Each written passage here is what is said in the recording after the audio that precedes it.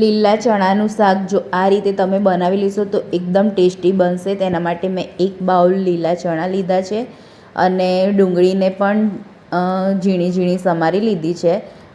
ડુંગળી એકદમ ઝીણી સમારવાની છે અને ત્યારબાદ મેં એક ચટણી બનાવવાની છે, લસણની ચટણી બનાવી લઈશું. એને બરાબર ખાંડીને ચટણી બનાવી લઈશું. ત્યારબાદ મેં મસાલા બધા એડ કરીને એની એક સ્લરી બનાવી લઈશું. તેમાં હળદર, લાલ મરચું, ધાણા જીરું અને ગરમ મસાલો છે. તેલ ગરમ થઈ જાય એટલે તેમાં રાઈ, જીરું અને હિંગનો વઘાર કરીને ડુંગળી એડ કરીને 2 મિનિટ માટે સાંતળી લઈશું. ડુંગળી સંતળાઈ જાય ત્યારબાદ તેમાં આપણે લસણની ચટણી એડ કરીશું. લસણની ચટણીને પણ ડુંગળીની અંદર સારી રીતે મિક્સ કરીને હલાવી લઈશું.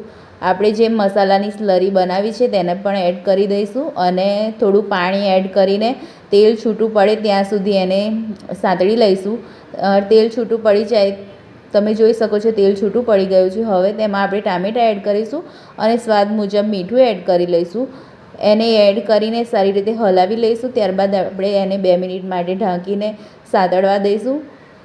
ગ્રેવીને આપણે મેસરની મદદથી મેશ કરી લઈશું. ત્યારબાદ મેં 2 ગ્લાસ ગરમ પાણી એડ કર્યું છે અને એમાં ગ્રેવી ઉકળે એટલે આપણે લીલા ચણા એડ કરી લઈશું અને 5 થી 7 મિનિટ માટે લીલા ચણાને ચડી જવા દઈશું. લીલા ચણા ચડી ગયા છે ત્યારબાદ મેં ધાણાથી ગાર્નિશ કર્યું છે, તો તમે જરૂરથી આ